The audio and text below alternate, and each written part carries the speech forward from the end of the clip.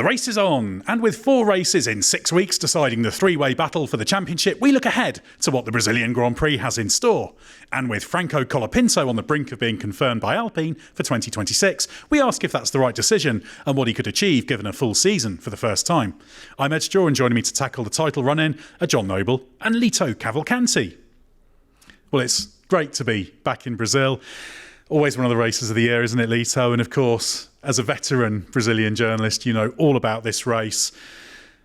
Of course, you're also the voice of the Race's Brazilian YouTube channel as well, for any Portuguese speakers who want to check that out. But how important do you think this race could be in the destiny of the World Championship? Well, thank you for having me here. Nice to have you down here in Brazil. I think it's going to be very, very important, much more for Max Verstappen than for the McLaren drivers, because between them there's only one single point between Lando Norris and Piastri. But it's 26 points between Verstappen and Piastri, and 25 between him and Norris. So it can be, if he has any problem, if he's out of the points, this race, things are going to be much more tough for him than if he wins. But let's see what happens. But if there's a victory from Verstappen and the McLaren guys are second or third, things won't change very much. But still, there's the sprint race. So it's much more than one usual weekend, one usual Grand Prix. It's a lot of more points. Let's see what happens. But I think that much will depend on the weather. Well, the weather always in Sao Paulo, John, is questionable, isn't it? I've been here for a few days. It's definitely been raining at times. The weather forecast is not quite torrential rain, but there's rain around. If you're Max Verstappen and Red Bull, that's what you're hoping for, isn't it? Absolutely. I think beyond what Lito just said, I think Brazil, always is a defining race in the championship because it's so unpredictable. You very, very rarely have a bog standard, straightforward guy qualifies on pole, leads into turn one, wins the race easily. Normally there's some shenanigans, some controversy, weather intervenes, some incidents happen, and it always turns around. There's something magical about this place, just throws up the unpredictability, which is why I always think Brazil's quite a defining race in any World Championships. You can look, championships have been won here, championships have been lost here, championships have had big turning points here. So I think we're heading into a weekend that is unpredictable. Even if it doesn't rain, I think there's going to be a lot of surprises. And I think, as Lito says, it's a championship that's not a weekend that's not going to decide if Lando or Oscar wins the title. But I think right now the key thing for Max is to stay in the hunt. I think he's one bad race away from being out of the title chase, but equally he's one race from being bang in the centre of it. And I think we remember last year, not only was it a great race for Verstappen winning from 17th on the grid, but the race itself was pretty horrible for the McLaren drivers with brake locking and all sorts of struggles. So while Red Bull will be hoping for rain, McLaren want dry, sunny conditions, don't they? Yes, for sure. And it's as John said, it's so unpredictable because there's not only the weather, there's also the new phase of Mercedes and also Ferrari from Mexico. If they perform as well as they did there, maybe they become a factor in this fight that now it's only between the McLaren drivers and Max Verstappen. But last season, there were 2 opinions on the podium. So you can never say what is going to happen, but it can also be. I really don't know what's going to happen. Of course, I was looking at last season results. McLaren was dominant in the dry, but I asked myself until what point it's a valid comparison, because the cars evolved a lot. The one that has evolved more now is Red Bull, but McLaren had a huge advantage last season. So let's see. Anyway, it's going to be quite an interesting race. It's an interesting question, isn't it, John? Because that middle section was not great Red Bull territory where the car was last year. Now there's a car that most of the time Verstappen's able to get a little bit more to his liking. You can get it to rotate. So that will be the hope for them, won't it? That even if McLaren's made some further gains, and maybe even if they've made some gains in terms of wet pace, the Red Bull should be just a better car here than it was last year. Yeah, I think there's some uncertainty about where the balance of kind of power lies between the Red Bull and the McLaren now, because we had this phase where Red Bull were absolutely brilliant, came on, and I think McLaren were quite worried. They went to Mexico, the McLaren was the quickest car there. Lando showed that was streets ahead. Oscar got trapped in traffic, couldn't make the most of it, so struggled to come through. And Max had a difficult weekend. But then you think Mexico's super high downforce venue, a bit like Monaco. The Red Bull wasn't great in Monaco either. The McLaren was the best car there with the Ferrari. So was Mexico just a repeat of the pattern we've had before? This place is very different. Medium, low downforce. You want to balance out that inner section with the long straights as well. So you're running in a different area. It's an area the McLaren has been very strong at, but that Red Bull has made good gains. And have they unlocked something? And also, I think the game changes a little bit when you're in a championship fight as well, because you're battling different demons, you're fighting different pressures. You can't make a mistake. And McLaren, as they found to their cost in Austin, one single mistake at the start of the sprint race derailed the rest of the weekend. They couldn't get the setup in the right window, compromised the ride heights, were on the back foot on Sunday. So everything to play for at a track. Generally, it's really, really difficult to kind of nail the setup and get everything sorted. And then you compound that with a sprint weekend where you've got one session to get it on the ball.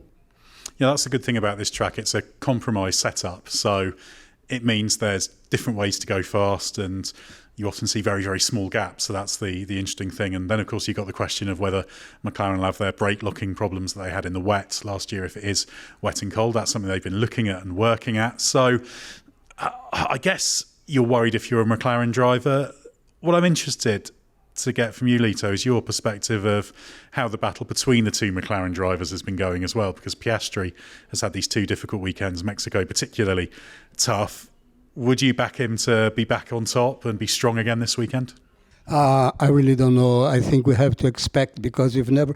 The Piastri we had seen up to this moment is a light Piastri, because he was the easy leader until 5 races ago. But since the Dutch Grand Prix, things have changed a lot. And the Piastri we saw in Baku was a complete contrast to the cold-controlled guy that we knew before. So we should see how he's going to behave now.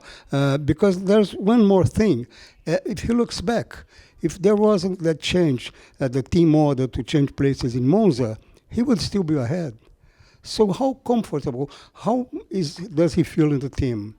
Because there are many voices pointing to a protection from McLaren to Norris. How does he feel it? It's something that we're going to see this weekend.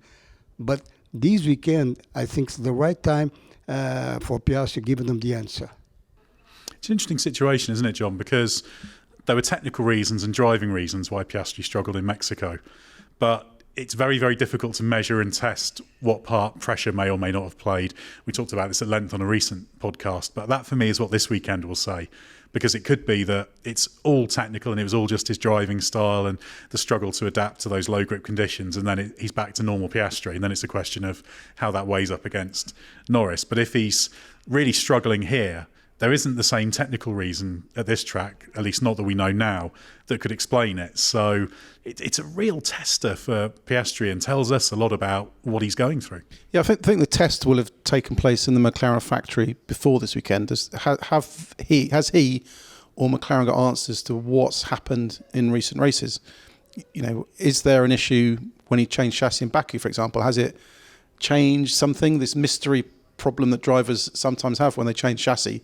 Teams can't find anything, but it can change a characteristic. And Formula history is full of teams who change chassis. The driver's not as happy, but the team has no explanation. There's nothing on the data that shows it. So is there an element there?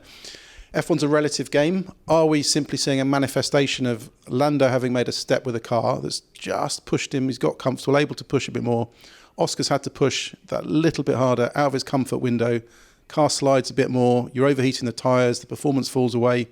Just that tiny little difference, that little edge that Lando gained, has that pushed Piastri out of a window that he was very comfortable with before. They'd found perfectly the limit, didn't need to slide the car, didn't need to push the car. Then was that the manifestation in Mexico where he's having to push the car harder? It's sliding, he doesn't like sliding. Then actually he found out in the race that you need to slide the car in Mexico to get the performance out of it. So you've got these conflicting demands that he's facing. So I think that there will have been a lot of work gone into it, a lot of analysis by Piastri also into why is high speed. Early on this season, Piastri was better than Norris in high speed corners, suddenly that advantage has disappeared. So has something changed? Has Lando made a step? Has Oscar fallen back? Is there a technical explanation for it? I think this is all the things that Oscar will have poured over in the gap here, and now he's got to deliver it. And it's not just about you're battling for a race win. You've now got a championship on the line, and you start losing momentum now. It can prove massively costly. I'm also interested to see how Norris reacts, because Norris has been playing catch-up. So since Zandvoort, a long way behind, a straightforward mission for him. It's just close that gap, isn't it?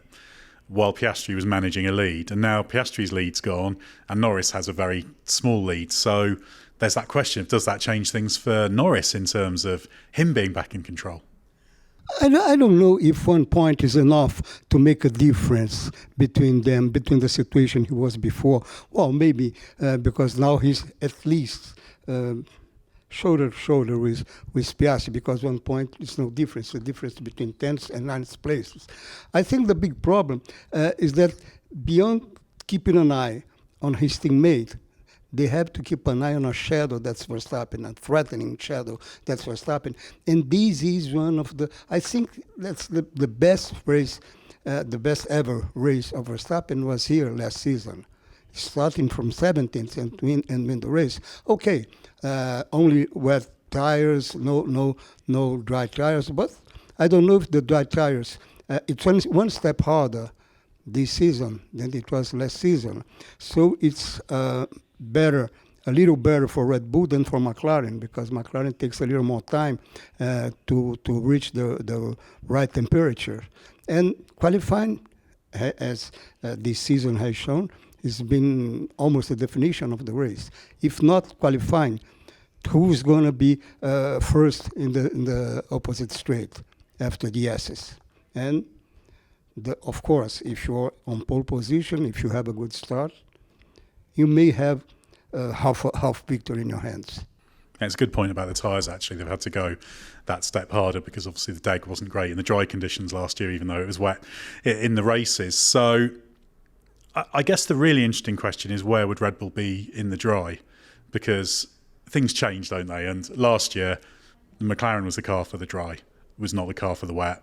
They struggled once they put the high downforce rear wing on, and particularly with the brake troubles that they had. So that's the real worry for McLaren, isn't it? Because everyone will think, oh, right, Mexico is business as usual, back to early season McLaren. But that was a specific track at tremendous altitude. Okay, Interlagos is at altitude as well, but about a third of the altitude of Mexico City. It's the second highest. So the cooling and the reduced downforce, it's all in the mix here, but just a much, much lesser degree.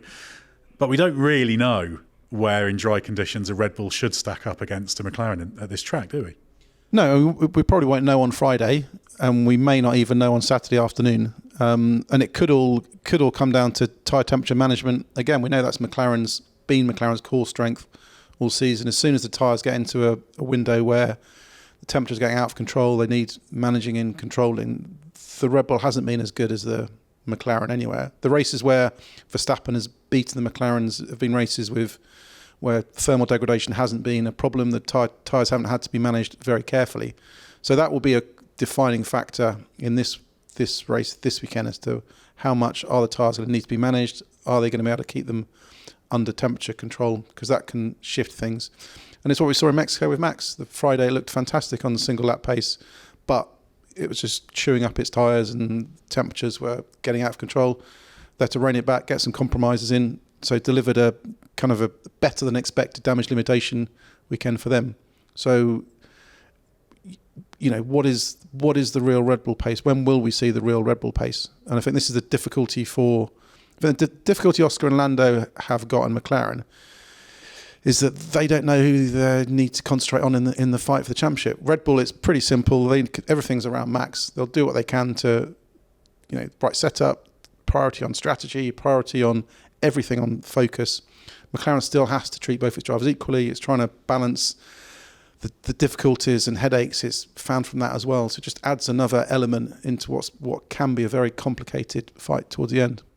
Yeah, they'll be trying to simplify, won't they? That's the thing you do when you're in a championship fight. You try and simplify, concentrate on the process. But that's so hard, isn't it, for those two drivers? If it was any other driver that was chasing them down, it would be easier to shrug it off. But Max Verstappen just keeps coming, doesn't he? And given that he won here so spectacularly last year, mighty on the brakes into turn one in the wet, that's got to play on your mind if you're Lando Norris and Oscar Piastri.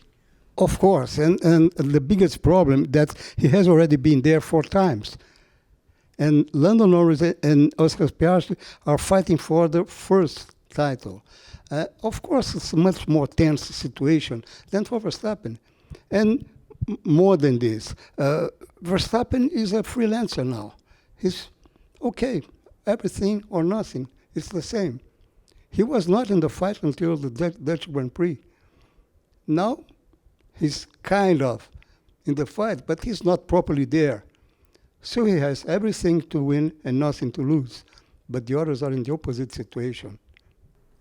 And the other interesting question, John, will be how McLaren handle it. Obviously, Andrea Stella has been asked a few times about the upcoming races, and he's been fairly non-committal on Brazil, hasn't he? Because he knows what this place is like, whereas he's been a bit more emphatic about tracks like Qatar, which should be good for McLaren, and Abu Dhabi as well. So big test of that team as well. They've got the constructors, but they really want the Drivers' Championship as well, and they'll be extremely careful and concerned not to let the Norris-Piastri battle turn into something that could let Verstappen in through the door as well.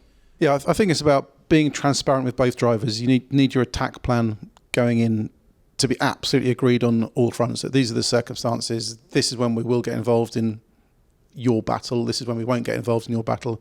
But they have to make it the priority that whatever they do has to be to ensure the door's not left open for Max Verstappen.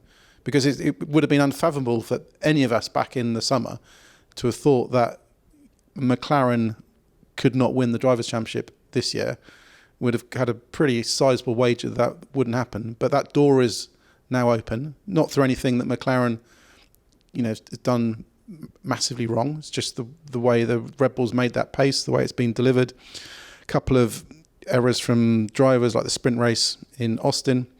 So their focus has to be, above all else, stopping Max Verstappen getting the points he needs for the championship. And then the rest, they hope that difficult situations don't arise, because it's very easy to control things if your fastest driver's leading the race and your second fastest driver's in second place and you run out to the checker flag. Things get more complicated when they're in different orders or outside elements are involved, and especially when there's a championship at stake, because losing 2 positions at this stage could be decisive at the end.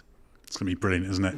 2 teams, 3 drivers, Interlagos, rain, dry, going to be absolutely fantastic. We'll have a little bit more Brazilian chat in a moment, as well as a look at Franco Colapinto, who's set to continue in F1. But first, I'd like to introduce the first in a series of special segments we have done with Shell on F1 fuels. As we look ahead to 2026 and Formula One's sweeping rule changes, we've partnered with Shell to delve into one of the most fascinating aspects, the switch to advanced, sustainable race fuels. I'm joined by Valeria Loretti, Shell's Principal Scientist for Motorsports. Valeria, welcome to the podcast. Thanks, Ed. Thanks for having me. It's a pleasure.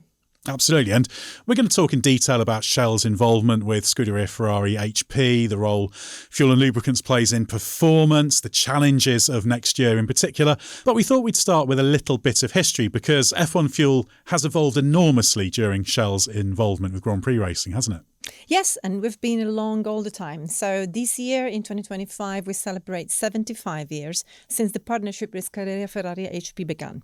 And of course, Shell was famously one of Ferrari's first partners with Enzo Ferrari when he was at Alfa Romeo way back in 1924, and then partnered with Ferrari when that was established as a marque in 1947. So a huge amount of history there. And of course, there was Shell fuel in the car at the 1950 Monaco Grand Prix, which was Ferrari's first entry in a world championship race. So what can you tell us about the kind of fuel that was used in the 1950s?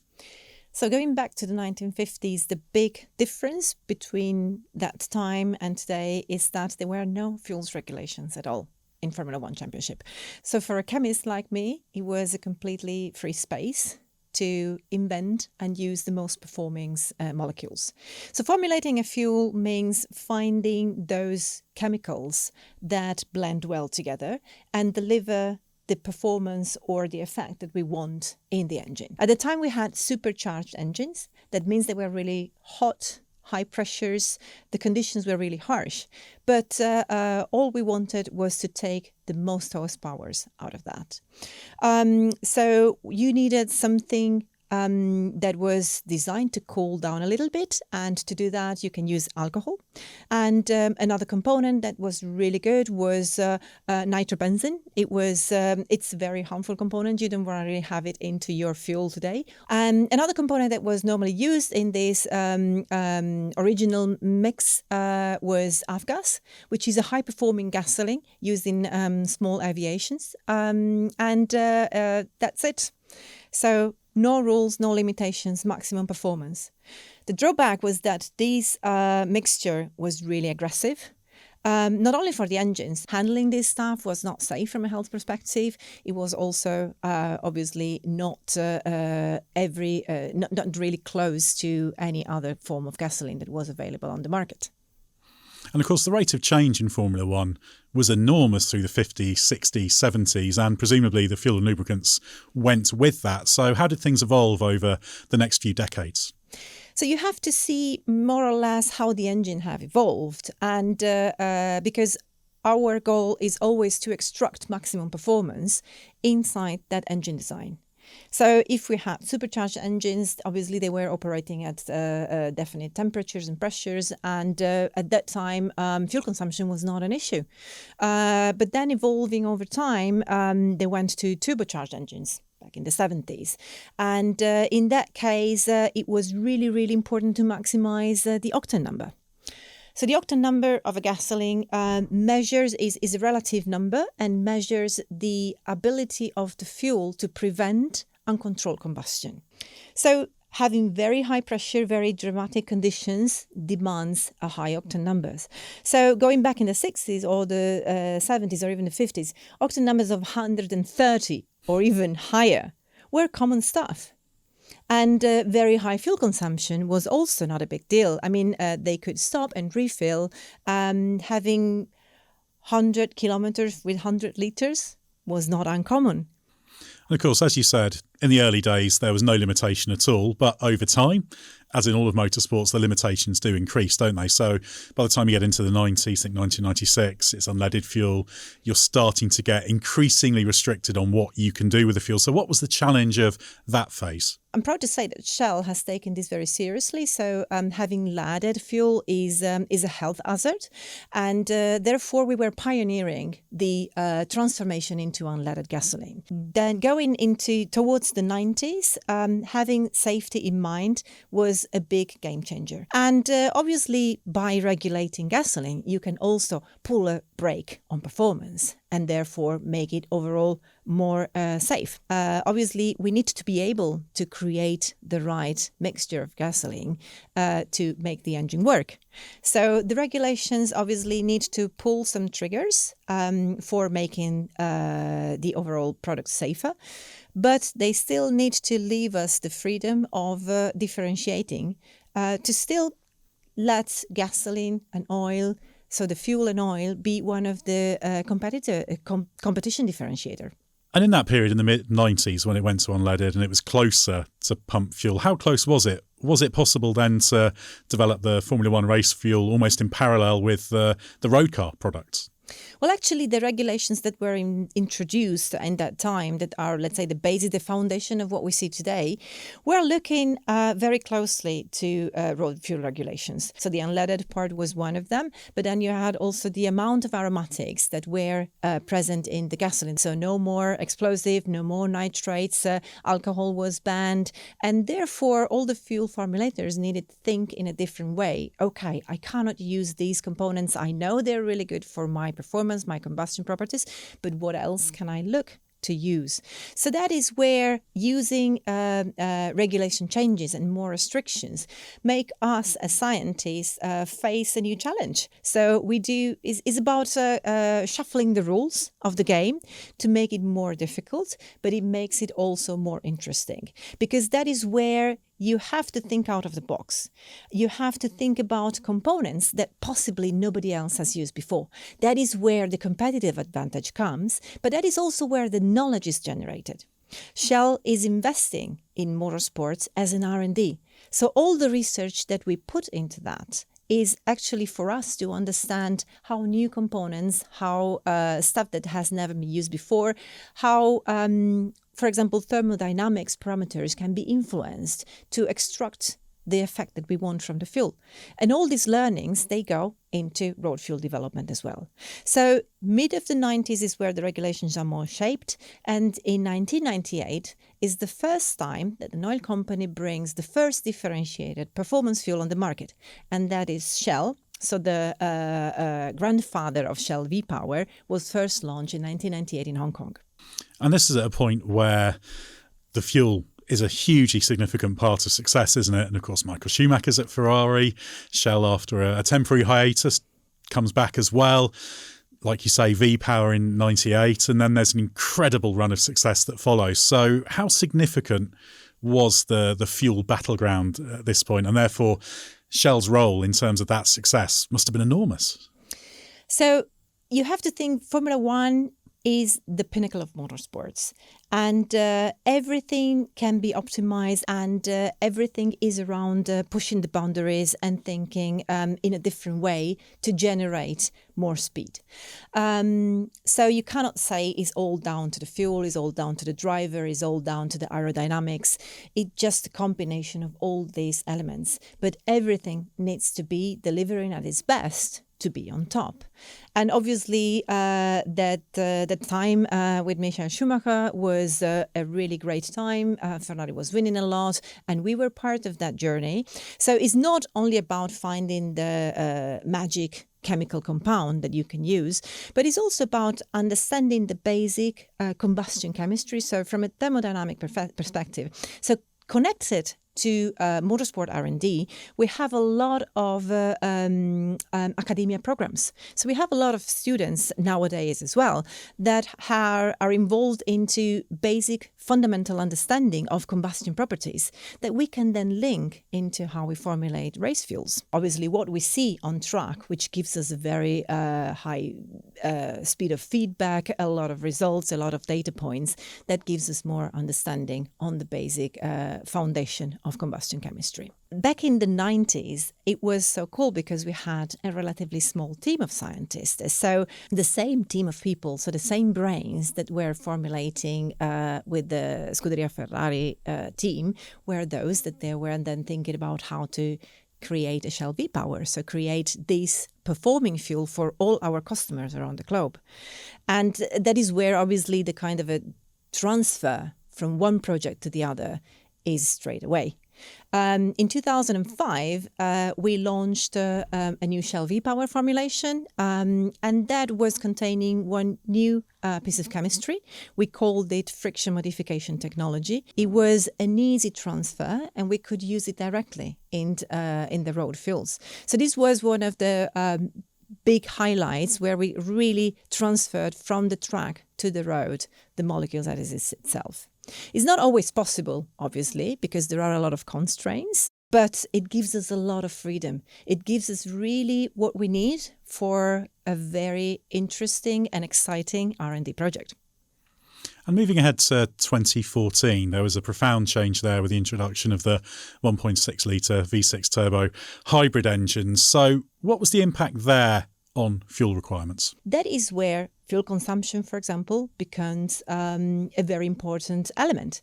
So it's not only about formulating to maximize performance, but also to maximize efficiency of the fuel. That is where not only the octane number plays a big role, but also the energy density. So density, think about, is mass on volume, and mass is energy. And so if you have a high energy dense fuel or a high density fuel, you can let in the combustion chamber more energy than with a low energy dense fuel. So that is another parameter that you can optimize and you can trim. And that is where our R&D approach have also changed. So back in the days, the fuel scientist was just doing a couple of blends in the lab, making sure that the molecules that he knew or she knew that were working were in there. And then our partner Ferrari were testing them in the engine and say, okay, out of these 20, 30 fuel candidates, we think this one is the best. and then we can blend it in big amounts. But now complexity of regulation is increasing, and now at present days we have also an additional layer of complexity, which is the number of dyno hours is limited. So we can't test whatever we want. We have to find a smarter way to identify the best candidates. So we have developed over the years a digital tool, an algorithm that helps us predicting the properties of the fuel based on its composition. That instead of starting from 30 candidates, you can start from 1 million candidates. This is the number of simulations we have done to select the fuel that Scuderia Ferrari HP is running on the track this year. And of course, a big change next year for 2026. The fuel's going to evolve dramatically again. Absolutely. So going through the years before 2021, 2022, we didn't have a lot of time to formulate, to think about the fuel, because there were opportunities to introduce new fuel formulations on the run, on the season, during the season. So we had a kind of a 3 or 4 updates during the season, and that leaves you 2-3 months formulating time. That means you don't have really the time and the opportunity to go for very bold experimentation. You just need to give your partners what you know is going to work. So it's going to be more kind of small steps of improvement, just going into the kind of a safe space. When we had more time to formulate, so from 2021 to 2022, for example, we had a full year to think about this.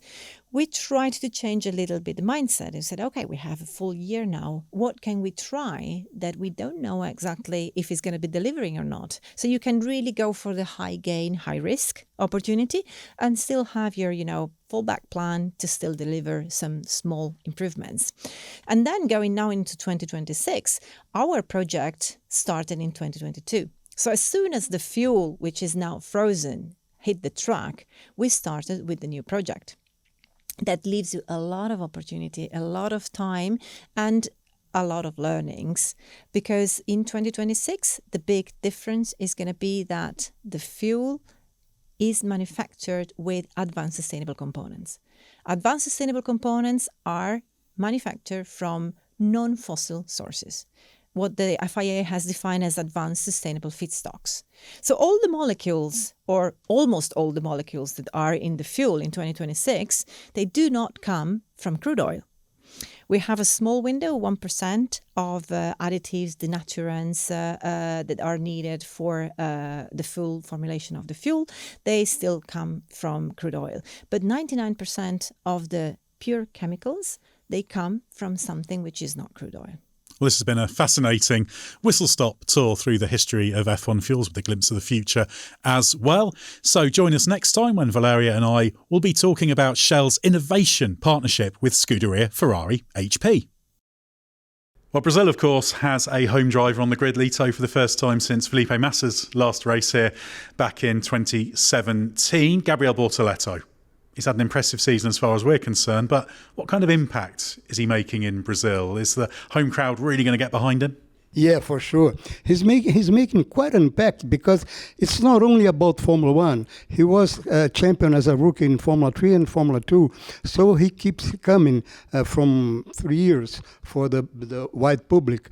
And he's a nice guy, and he conquered everybody's heart with his simple way, his simple posture, and also with his races. And he comes from a really good race in Mexico, so people expecting a lot of him, and they are going to go crazy with him. Be sure about it. Yeah, it's going to be a very, very busy week for him. I'm sure it's already been a busy week at the time we're speaking to him, lots of appointments. But Bortoleto's not just got himself to race for, has he, John? Sauber's in this astonishing battle for 6th place in the Constructors' Championship. You might say it's only 6th place, but 6th, 7th, 8th, 9th. It's a lot of money difference in terms of those positions, and Sauber's right in there.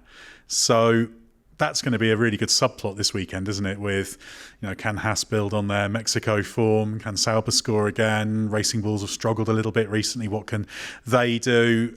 It's going to be a really, really interesting lower billing than the battle at the front, but this really matters to those teams, doesn't it? Yeah, from our perspective, watching the fight from the outside, our focus is, inevitably most fans' focus will be on what's going on between the two McLaren drivers and Max Verstappen. But when you're inside a team, that fight for sixth place in the constructors for all those teams will be just as intense as it is for McLaren and Red Bull. It's their own battle to win. There's a lot of money at stake, which I think, fine, that only counts for shareholders, but bonus payments are all related to constructors' championship positions. So all of them are fighting for a better Christmas for them and their families.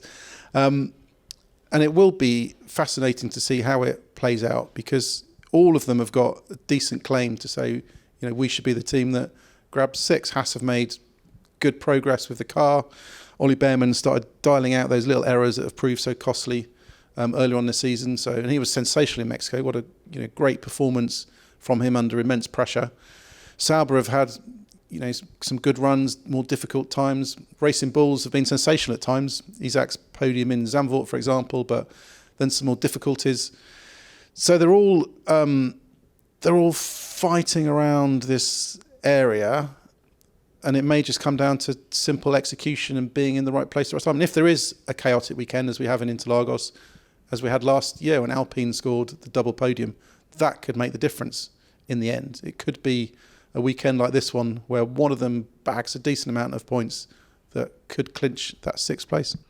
Yeah, I think we can write off the possibility of it being Alpine this year, but it does show the kind of thing that can happen, because Haas would have had sixth place but for that astonishing points haul that Alpine got. But Lito, coming back to Bortoleto, he's got an interesting challenge, hasn't he? Because the Sauber, it's quite a decent race car in terms of that midfield group. It's a tricky car in qualifying, though.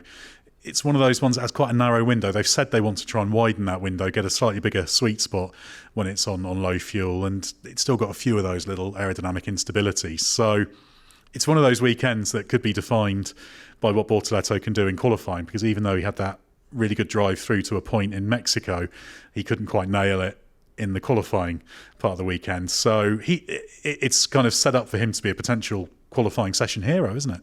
Yes, for sure. But I think that Interlagos, it's not so important. Of course, it's very, very important, but not as much as Mexico, for instance. But in Interlagos, you have at least 3 overtaking points. You have in the pit straights, you have in the opposite straight, and you have in the slow part of the track. You can also overtake in the slow S's and things like that. And Bortoleto will go for it, but. For sure, it may be a problem. But anyway, if you have a good engine, and Ferrari is a good engine, it can be good. And when you go up in the pit straight, so it's not going to be completely lost if he has not a real good qualifier. Of course, it will make things harder. But anyway, he's going to fight as a lion. And with Gabriel, if I was to go out onto the street to Morumbi, where we are, and ask people about Gabriel Bortoleto, will the average Brazilian be familiar with him and have been keeping an eye on him? Has he made that kind of breakthrough in terms of popularity? Yes, for sure. Now he's a very well-known person, because Formula One, it's kind of got a new life this season. Since last season when he was doing Formula 2, and this season it's becoming again popular. So I think he's very well known now here, and I think he can no more stroll around in a shopping center or things like that. Well, that's a Brazilian driver of the present, but John, a Brazilian driver of the past, the aforementioned Felipe Massa. He's been in court at the pre-trial stage of his case against the FIA, F1 itself, and Bernie Ecclestone, isn't it, about the 2008 Singapore Grand Prix. He's seeking damages. It's in the vicinity of £64 million. Now, we don't know what the outcome of that pre-trial is, which will decide where it then goes, whether it goes to a proper trial. But how big a deal do you think that case is for F1 as a whole? I think it goes beyond the money. Obviously, Felipe wants the damages for it, and the lawyers on the other side are fighting against it. But I think if it got approval and he won, then it would just open up just a Pandora's box of chaos in terms of how kind of the law influences sporting events and sporting decisions.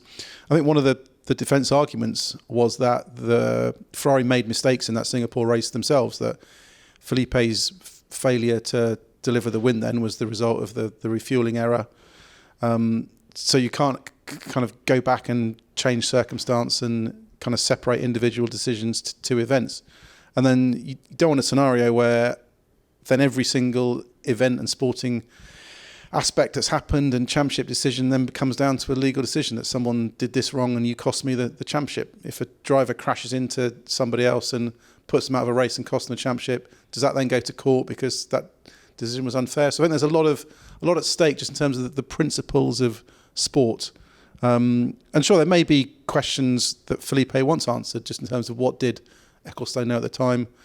What did the FI know at the time? Could it have been sorted out before the finale we had here or not? So I think there are, interesting aspects to that case that we're also interested in. But I think it would just be kind of crazy if he won it in terms of thinking that he should have that championship. Yeah, I think re-adjudicating the past doesn't really work. But obviously there is the financial aspect, isn't there, Lito? There is the satisfaction, I guess what Massa wants is not only a little bit of money, but also the fact he can say, look, this was heard in court, I'm justified in my position, because he's obviously carried that frustration and disappointment with him for a very long time. Yes, he does. It's a pain in his heart, no doubt.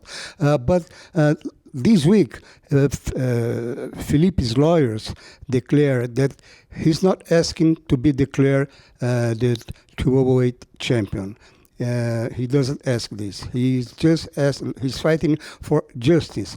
He said many times, so each one believes what each one believes. But he said it's never been about being declared champion. It's not about the money. It's about justice, because he thinks that Formula One should stand up to the size it got now.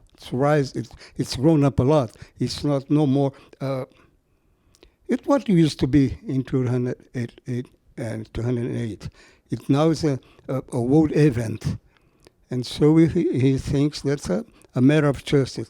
I myself agree with him. And because I think money, okay, it's a lot of money, but Felipe doesn't need money anymore in his life. I think that justice is the thing that he's looking for, and I stand by him. Yeah, it's interesting to know also how he's perceived in terms of the Brazilian public for doing this, because I know there were times in his career when the talk about him was quite negative here, because he was Felipe Massa rather than Ayrton Senna or Nelson Piquet or Emerson Fittipaldi. He wasn't winning championships. So how do the Brazilian people feel about this case, and would it change the perception of him if he won that victory to say, look, I've been declared to be in the right, even if he's not the champion, he's got the perspective, the perception of justice? Oh, it's a new information, the one that he was not asking for the championship. Before, when people were thinking, everybody was thinking that he was trying to be declared the champion 70 years later, it didn't go very well. It was not even a kind of division. Many people in the social medias were saying, no, he's wrong, he can't change it anymore, he shouldn't even try. But he's always said that it was not about being champion, it was not about money, it was about justice. Now, when his lawyers are clearing this situation, I think it's going to change a little. I think people is going to say, okay, he may be right. But when it was about being champion, almost nobody was with him. And it's an interesting case if it does go forward, isn't it, John? Because it all depends on what the timeline of the knowledge of the situation goes. Because Bernie Ecclestone, I think, gave an interview which referenced knowing about it. That kind of seemed to trigger the case. Then an interview he gave a few years ago, I think it was in a documentary, was it? I think he did an interview where it was a kind of a throwaway line in the interview that then started the intrigue over it, and then that then triggered the discovery of interviews. I remember the Max Mosley documentary that came out had some extra kind of directors' interviews, had with Charlie Whiting was involved and Max, and they talked about the case. And Charlie then talked about Nelson Piquet Sr. having come to his office in Interlagos, his foot against the door to make sure nobody came in and offering the first information. So it was available at the time of the finale, but obviously decisions were made to not investigate at the time.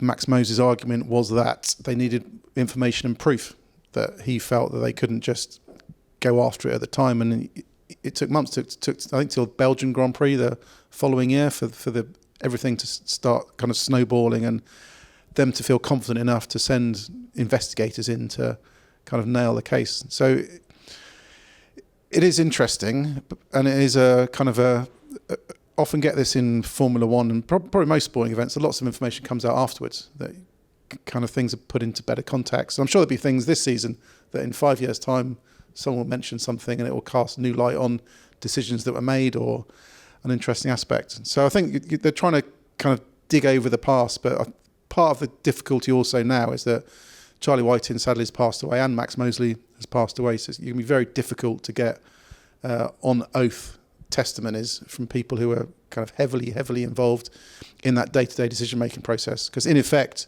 Charlie and Max were the two inside the FIA who could have driven this forward and either decided we're going to nail it this weekend and get this sorted out before the race on Sunday, or we hold fire.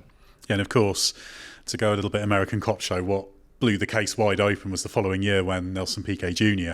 was willing to give evidence about it because he'd basically been dropped by Renault. So there's a lot to go over. It will be really interesting if it does advance beyond the pre-trial stage, because we'll get a lot more details, won't we, Lito? Because we know a reasonable amount about what went on, and there was a lot of coverage, and obviously the FIA trial, and there's witness statements, etc. And occasionally you hear Piquet Jr. talking about it and some of the others involved. But that's one of the interesting things as followers of Formula One, as historians of Formula One. I guess this is ancient history now, even though it doesn't feel that long ago. But there'll be some new knowledge to be gained from it, if nothing else. Yes, I think this can change the way that the perception of Formula One, the perception of FIA. Can Formula One live with it, with this situation, with this behavior from FIA president, from team leaders, or should it correct it? I think that's all what it's about. About the way Piquet handled it. I think it's not relevant to the sentence. The relevant thing for me is that Bernie Ecclestone said 2 years ago in an interview that him and Max Mosley knew about it, and they decided to forget about it, just to keep FIA Formula One's name clean. Is Formula One name clean in this situation now that everybody knows what happened and that FIA didn't do anything? That's the question for me. There may be a case also if it does go to a proper trial, and even if Felipe doesn't win, but he may get closure in terms of answers that he may get, because when you're in court, everything has to go on the table. You have to speak the truth. You have to offer documents. You can request things that you can't request in a polite email to the governing body or to individual people. So he may get closure. They may get answers on what happened, what was the timeline, what were the decisions made, were those decisions understandable? So I think in some senses, if it goes that far, then it will be a victory for Felipe as well, and just finally being able to understand, what really did take place and what were the factors that defined that end of the 2008 campaign. Yeah, I think everybody will win, but Formula One. If Formula One has got to live with this fact, I think it's not going to be good for its image in the future. There will always be a question mark about how seriously the FIA treats Formula One. Yeah, which is why it's an important case ultimately. Obviously, there's a lot of interest in it, but there's some interesting questions to be tackled. So, interested to see how that goes. And we don't know exactly whether it's going to advance to the trial stage and what happens. But yeah, that's going to be a big storyline over the coming weeks. I'm not sure what the timeline is, but that's the nature of such legal cases. But we're going to be keeping a close eye on it.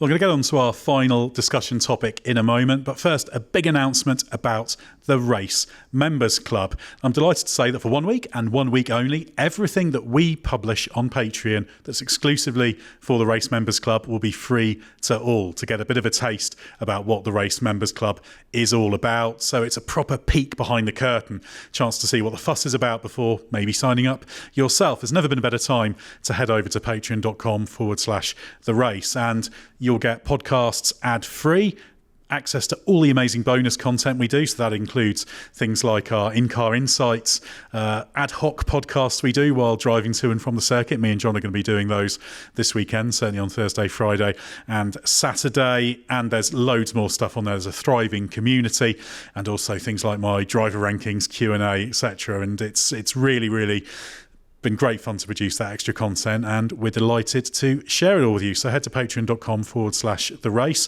to try the Race Members Club for free. Right, Lito, we're going to look a little bit outside Brazil, but not too far, because we're going to talk about Argentina's Franco Colapinto.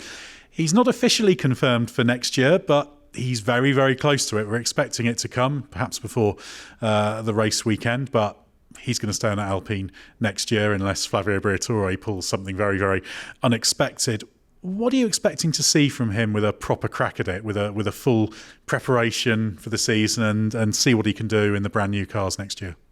Well, I think he's going to, this weekend, he's going to feel a little more easy. The pressure should be gone because, well, if he's declared in the team, officialized in the team next season, because up to this moment he's always been with an axle on over his head.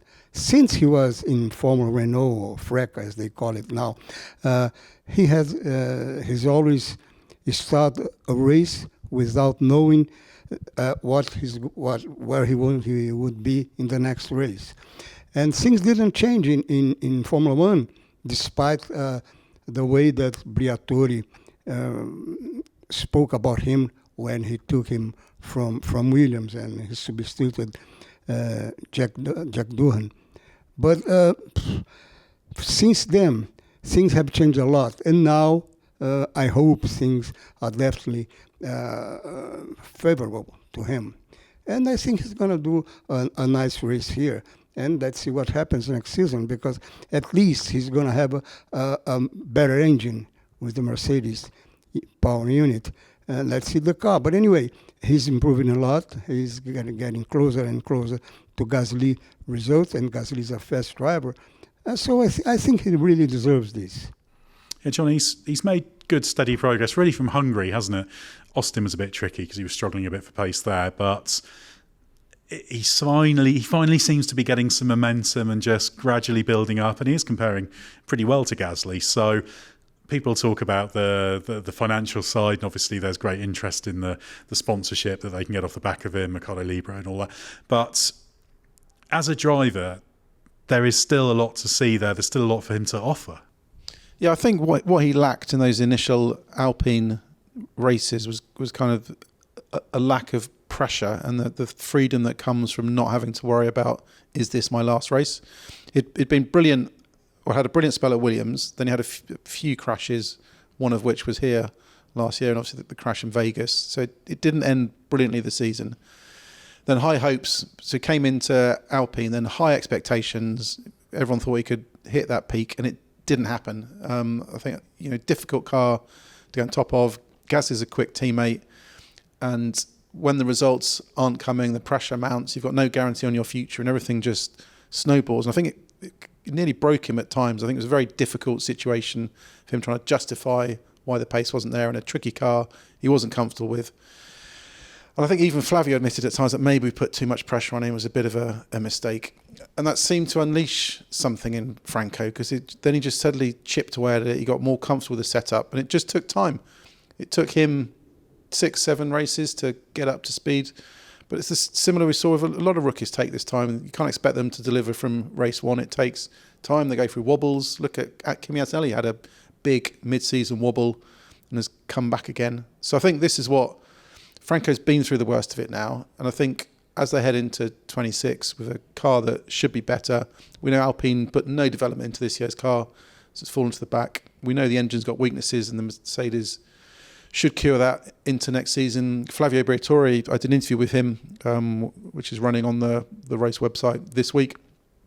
Says the target next year is to be qualifying P5, P6 on the grid. He says if you start there on the grid, you could sniff the podium and you're pushing forwards. So there are hopes that the pain of this year will result in some big gain next year. And hopefully that's something that will, allow Franco to flourish.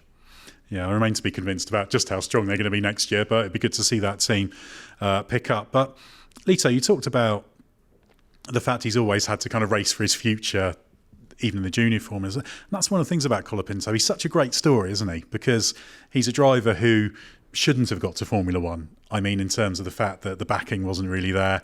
So every step's been difficult, and then it was unusual circumstances that he got in, and he caught everyone's attention. So he's got a real fighting spirit. He's a quick driver, but there's good determination there as well. There's a really interesting driver who we've only seen in flashes, and I don't know about you, but I'm quite excited about seeing that driver doing a proper season, because hopefully he will not only start the season, but he'll finish it next year.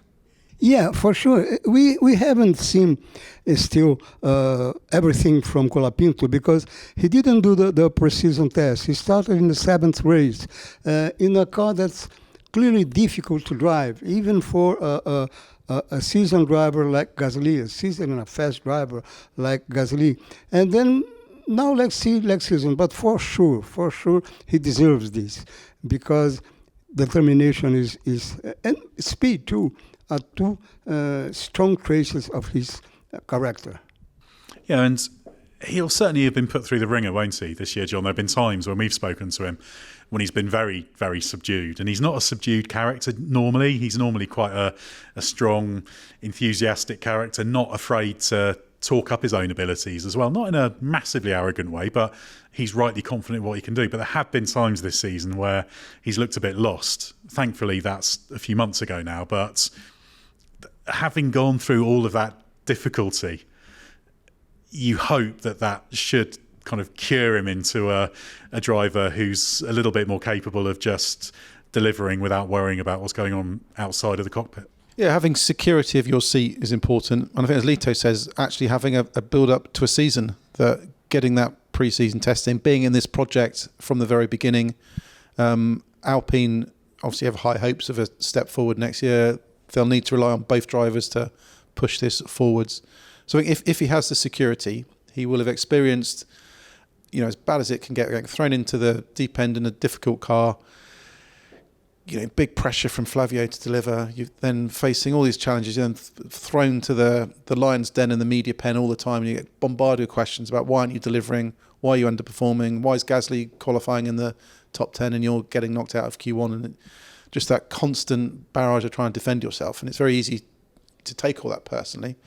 Whereas I think getting that job security, getting a better car, being embedded in the project, having pre-season testing, getting all up there should allow us to see, the Franco that we know is there from last season. There just needs to find that consistency and deliver it all the time.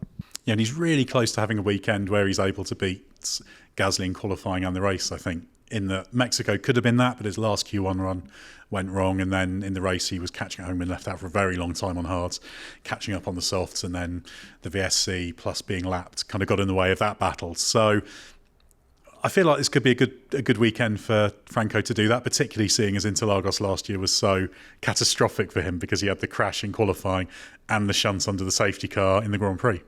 Yeah, for sure. I think that now, exactly today, he's a more experienced driver because he's been in the bright side and also in the dark side of a race.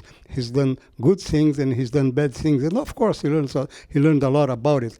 And there will be, I hope, I believe that will be many persons from Argentina standing by him, saying, and as they are exactly the Brazilian way. The Brazilian fans' way. And they are going to come in hundreds, as they did last season. And there's one more thing. Now he's sure that he has a very, very strong argument to convince Flavio Briatore. That's Mercado Libre's money. And you know, Flavio Briatore is quite sensitive to this kind of argument. And Mercado Libre is a huge company, and they are really having his back. And I think it's going to be a completely different scene for him. Yeah, absolutely. Well, clearly the financial side's part of it, but I think the great thing is there is a real driver in there. I'm looking very much forward to seeing the real full-on Franco Colapinto next year. And like I say, hopefully he will be confirmed very, very shortly. Thanks very much, John. Thanks, Lito. Now we can look forward to heading to the circuit. So stay with us for everything you need to know from the Brazilian Grand Prix.